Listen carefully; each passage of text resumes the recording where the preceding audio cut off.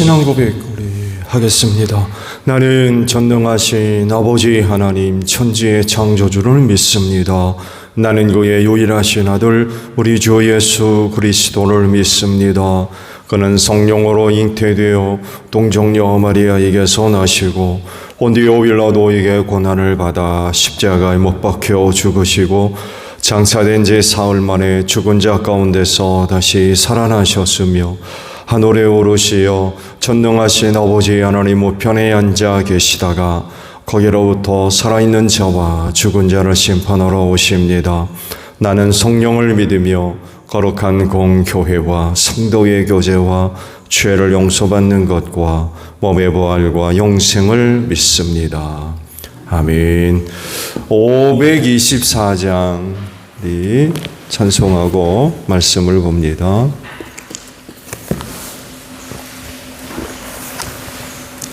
찬송가 524장이에요.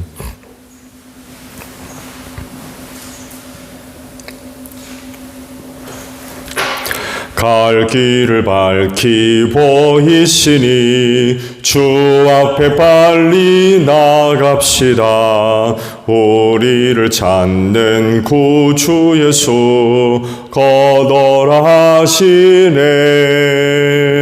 죄야 벗은 우리 영혼은 기뻐 뛰며 주를 보겠네. 하늘에 계신 주 예수를 영원히 섬기리. 우리를 오라 하시는 말 기쁘게 듣고 순종하세. 구주를 믿기 지체 말고 속속히 나가세. 죄야 벗은 우리 영혼은 기뻐 뛰며 주를 보겠네. 하늘에 계신 주 예수를 영원히 섬기리. 주 하늘 여기 계시오니 다 와서 주의 말씀 듣세. 듣기도 하며 생각하니 참 진리시로다. 죄야 벗은 우리 영혼은 기뻐 뛰며 주를 보겠네. 하늘에 계신 주 예수를 영원히 섬기리. 열왕기상 13장의 말씀이에요.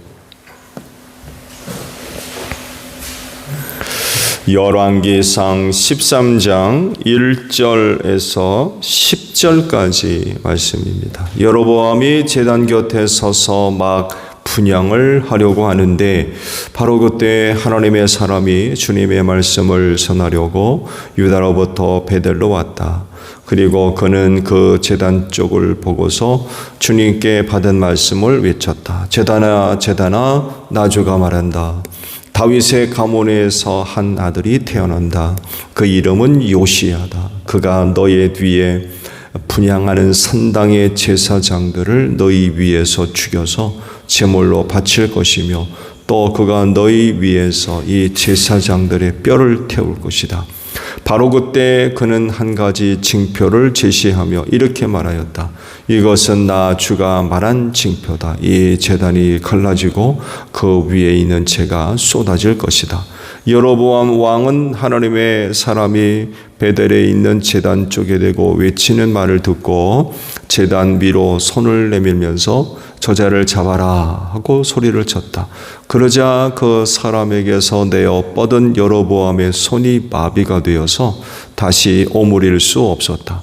그리고 곧 이어서 하나님의 사람이 주님의 말씀으로 제시한 징표대로 그 제단은 갈라지고 그 제단으로부터는 재가 쏟아져 내렸다.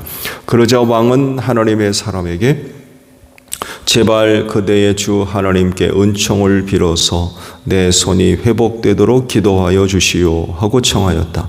하나님의 사람이 주님께 은총을 비니 왕의 손이 회복되어서 예전과 같이 되었다. 이에 왕은 하나님의 사람에게 말하였다. 나와 함께 집으로 가서 피곤을 풀도록 합시다. 그대에게 선물도 주고 싶소. 그러나 하나님의 사람은 왕에게 이렇게 말하였다. 비록 임금님께서 저에게 왕실 재산의 절반을 주신다고 하여도 나는 임금님과 함께 갈 수 없습니다. 이곳에서는 밥도 먹지 않겠으며 물도 마시지 않겠습니다.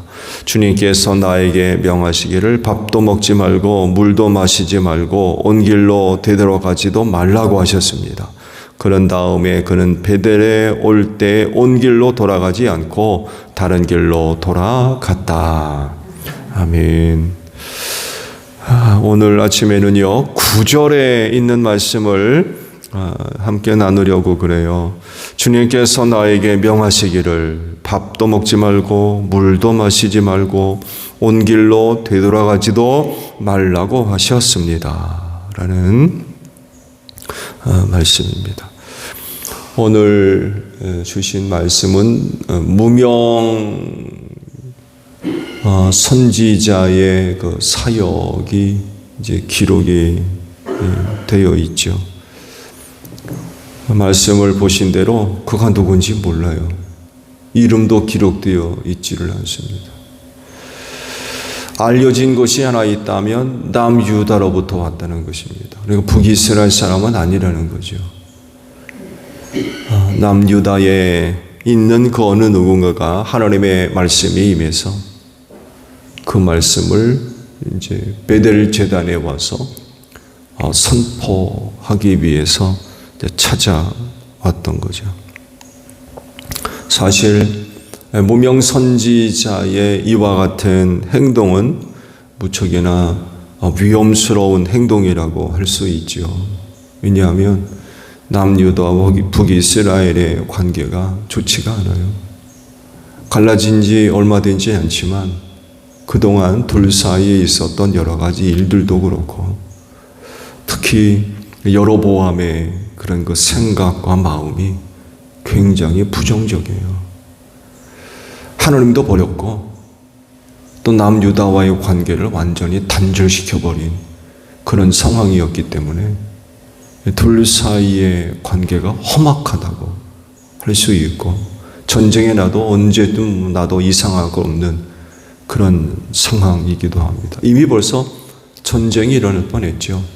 남유다에서 군대를 일으켜서 북이스라엘을 다시금 돌이키려고 했다가 하나님이 박으셨죠.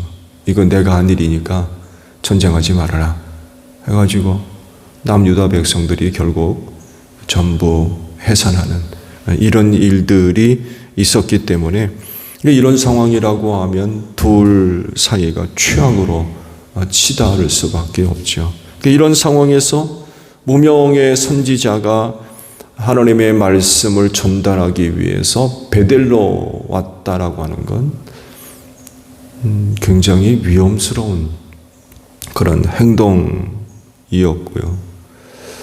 또 당시 베델 여로보암이 보여주고 있는 모습, 또 당시 베델에서 일어나고 있는 그 일들, 그 상황이죠. 상황이 하나님을 섬기는 사람들, 곧 하나님 앞에서는 최악의 그런 그 상황이었거든요. 그런 상황 가운데 와서 그에게 임한 하나님의 말씀이 긍정적이겠습니까? 부정적이겠습니까? 말씀에 본 대로 부정적이에요. 듣기 좋은 소리도 몇 번 들으면 싫은데 가뜩이나 부정적인 하나님의 말씀을 전달해 준다는 건 더더욱이 어려운 그런 그 상황이 될 수밖에 없죠. 게다가 여로보암이 그 베델에서 분향하려고 했었대요. 엎친 데 덮친 격으로 하나님의 말씀을 이제 전달해야 할 상황이 굉장히 안 좋은 그런 상황이었던 거죠. 그렇지만 그 무명의 선지자는요, 그럼에도 불구하고 그런 거 개의치 않고 받은 하나님의 말씀을 그대로 선포를 하죠. 보셨듯이 굉장히 부정적입니다. 그렇죠? 축복의 선언이 아닙니다. 그 베델 제단에 대한 하나님의 저주의 그런 그 내용들이 그대로 선포가 됩니다. 그 말을 하나님의 말씀이죠. 하나님의 말씀을 들었던 여로보암이 그 무명의 선지자를 잡으라고 소리를 지를 정도로 굉장히 안 좋은 그런 상황이었죠. 이 무명의 선지자의 모습에서 하나님의 뜻을 이루어가는 사람들에게 있어서 어떤 마음의 자세가 필요한지를 우리가 좀 알아야 될 것 같아요. 그건 다른 것이 아니라 각오입니다. 하나님의 말씀을 받은 자로서 그 일을 해야 할 사람의 각오, 마음의 자세죠. 그 마음, 그 평상시에 그 사람의 마음이라고 그러면 거기 못 갈 겁니다. 근데 하나님의 말씀이 임했어요. 베델 제단에 가서 말씀을 선포해라. 그랬을 때에 그 일을 해야 할 사람의 마음의 각오, 죽을 각오해야 됐을 거요.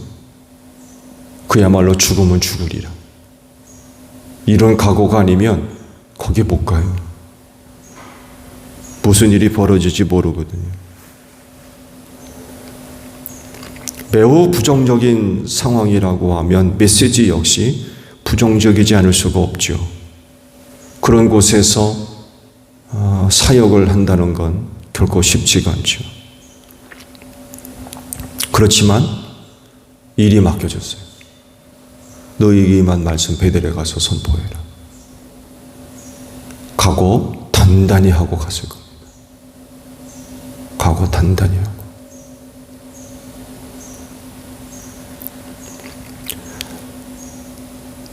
사역의 자리가 결코 쉽지 않습니다. 주님 오실 날이 점점 다가오고 있는 시대적인 상황 속에서 하나님의 뜻을 실현하려 할 때에 결코 사역의 자리가 쉽지 않습니다.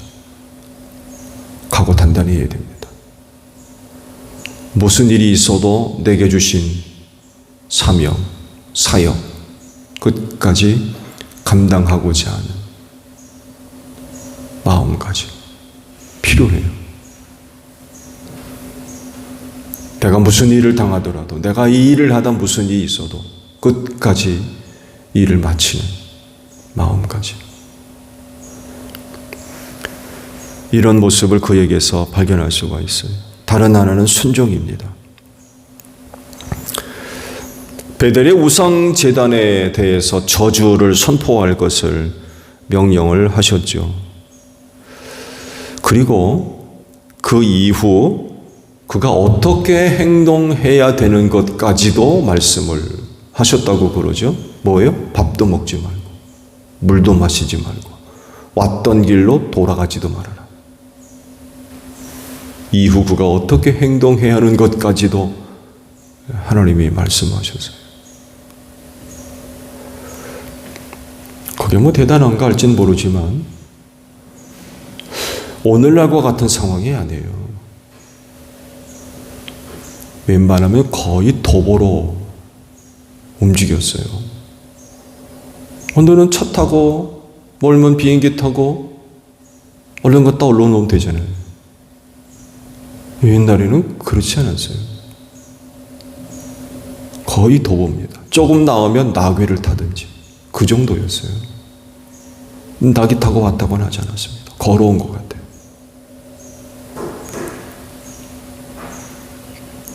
근동 지역의 날씨, 지형 이런 것들 생각하면 밥도 먹지 말고 물도 마시지 말라. 고역입니다. 고역. 굉장히 어려운 거예요. 거기다가 왔던 길로 돌아가지 말라는, 다른 길로 가라는 얘기 아니에요. 왔던 길로 돌아가면 익숙하잖아요. 여러분, 오늘날과 같이 우리 한국적인 상황을 생각하시면 안 돼요. 안전하다고 그러죠? 우리 한국이.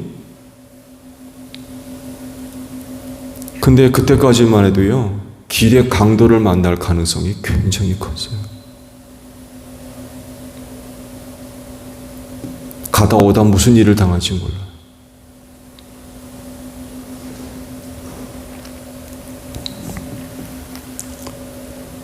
거기까지 하나님께서 그렇게 말씀을 하셨을 때 그는 그 말씀에 온전히 순종을 했다는 거죠. 이제 말씀을 계속 보겠습니다만 해도 처음에는 그렇게 순종을 해서 가요. 근데 유혹을 받죠. 유혹을 받습니다. 근데 그 유혹에 넘어가고 말았죠. 그 유혹이 어떤 유혹인지 반드시 분별했어야 되는데 그에게 전혀 새로운 그런 그 말씀이 임했다고 또 다른 선지자로부터 그 얘기를 들어요. 어처구니 없는 그런 일이겠습니다 말이에요. 여간의 말씀을 다시 보겠지만 그런 유혹을 받았을 때 그 유혹을 이기지 못합니다. 처음 그에게 임했던 하나님의 말씀을 끝까지 지키고 순종했어야 되는데 그만 그 유혹을 이기지 못했어요. 비참하게 죽죠. 사자에게 죽임을 당합니다. 길을 가다가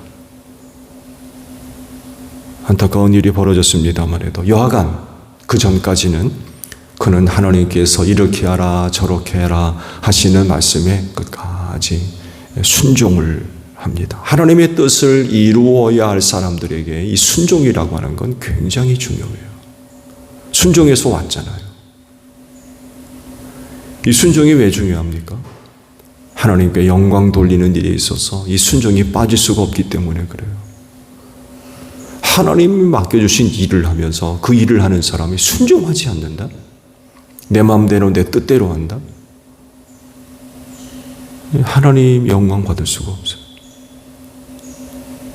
하나님의 뜻을 실현해야 할 사람은 끝까지 순종해야 됩니다. 끝까지. 어떤 유혹이 있던 시련이 있던 흔들리지 않고 끝까지 순종을 해야 됩니다. 근데 이런 이 순종이 쉽지가 않은 거죠. 많은 유혹이 있고 또 많은 그런 그 시련을 겪어야 하기 때문에 그렇습니다. 실제적으로 먼저 여로보암으로부터 유혹을 받았죠. 나와 함께 집으로 가자. 선물을 주겠다. 유혹을 받았어요. 이때 유혹은 잘 이겼어요. 그렇죠? 왕실의 재산 절반을 줘도 받을 수 없다. 첫 번째 유혹은 잘 넘겼어요.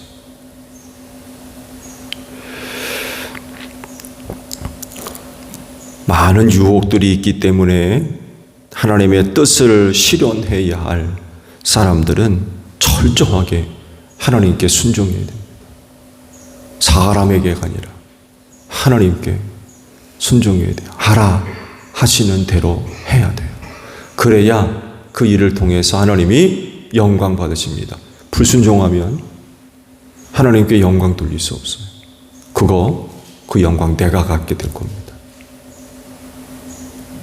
내 뜻대로 하니까 내 방법대로 하려고 그러고. 그러니까 하나님 뜻을 이루어야 할 사람들은요, 끝까지 순종해서 하나님께 영광 돌려야 됩니다. 그렇진데 여러분 사역에 임할 때 각오 단단히 하시기 바랍니다. 사역의 현장이 결코 쉽지 않기 때문에 그렇습니다. 이 마지막 때에 더더욱이 그래요.